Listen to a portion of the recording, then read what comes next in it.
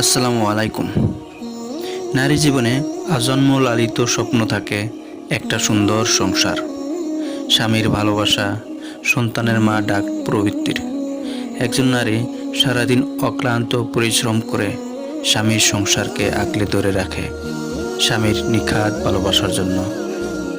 সন্তান গর্ভধারণে, প্রতিপালনে সীমাহীন কষ্ট করে সন্তানের মা ডাক শোনার জন্য। স্বামী প্রেমে বাহু বন্ধনে আবদ্ধ হয়ে নারী তার সকল কষ্ট ভুলে যায় অল্প সময়ে। সন্তানের মা ডাকে তার সকল বেদনা দূর হয়ে যায়, কলিজা জুড়ে যায়। এই সব থেকে যে বঞ্চিত হয় সেভাবে তার জীবনটা অর্থহীন। প্রিয় দর্শক, এই বিষয়ে আপনাদের সামনে একটি ছোট্ট গল্প তুলে ধরব। হ্যাঁ বন্ধুরা, যদি ভিডিওটি ভালো লাগে চ্যানেলটি লাইক এবং সাবস্ক্রাইব করে দেবেন। সালমা হলো উচ্চবিত্ত পরিবারের উজ্জ্বল তরুণী। সুন্দর চেহারা, সুঠাম দেহ, টানা দুটি বরাট চোখ, এক কথায় অপূর্ব চেহারা তার। পিতার বিশেষ স্নেহ মমতায় আর 10টা মেয়ের চেয়েও একটু আলাদাভাবে সে বেড়ে উঠেছে। শিক্ষা দীক্ষা, আচার ব্যবহারে অমায়িক একটি মেয়ে সে। উচ্ছলতা থাকলেও উশৃঙ্খলতা তার মাঝে নেই।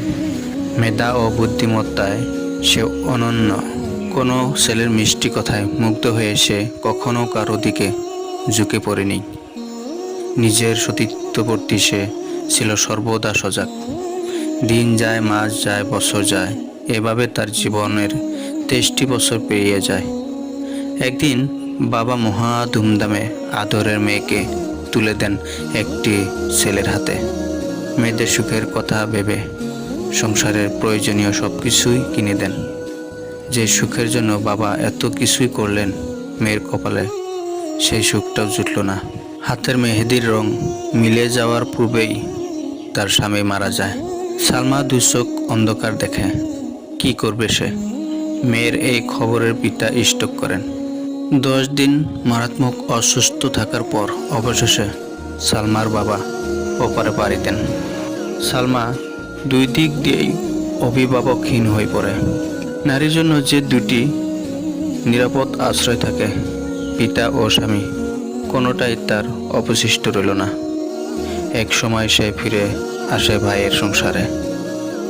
সন্তানহীন সালমা মা ডাক শোনার জন্য ও একাকিত্ব গুছানোর জন্য একটি কন্যা সন্তান দত্তক নেন। এই সন্তানের পিছনেই তার সব সময় কেটে যায়।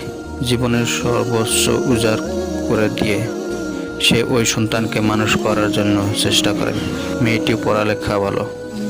দিন যায় যত, সালমার চিন্তা ততই বাড়ে। কারণ একদিন এই মেয়েও তাকে ছেড়ে চলে যাবে পরের বাড়ি। তখন সে আবার নিঃসঙ্গ, একা হয়ে যাবে। ভাইদের সংসারে শত গঞ্জনা উপেক্ষা করেও সে কেবল মেয়ের ভবিষ্যৎ চিন্তায় দাঁতে দাঁত কামড়ে পড়ে আছে। বিবাহের বহু প্রস্তাব সে প্রত্যাখ্যান করছে। এখন তার একটাই চিন্তা, মেয়ের জীবনেও যেন তার মতো পরিণতি না আসে। দিন গড়িয়ে যায়। সালমার মেয়ে আজ পরিণত বয়সে উপনীত। মেয়ের ভবিষ্যৎ চিন্তায় সে ব্যাকুল।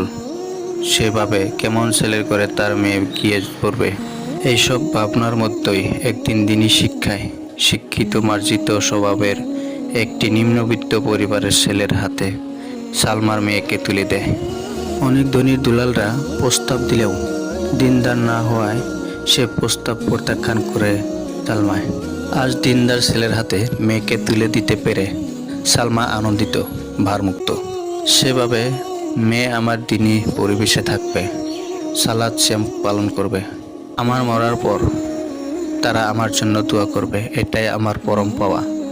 এইসবের মাঝেও সালমা আজ একা, নিঃসঙ্গ। সে ভাই ভাবি আছে, তাদের ছেলে মেয়ে আছে, তবু সে আজ একা, বড় একা। একা এই পৃথিবীতে এসেছিল, আবার তাকে একাই ফিরে যেতে হবে। এই জগৎ সংসারে তার যেন আপন কেউ নাই। প্রিয় দর্শক, আখিরাতের প্রথম মঞ্জিল কবরের একাকিত্বের সময় কেউ সঙ্গী হবে না সৎ আমল ব্যতীত। অতএব এখনই আমাদের সাবধান হয়ে পরকালের পথে সঞ্চয় করতে হবে।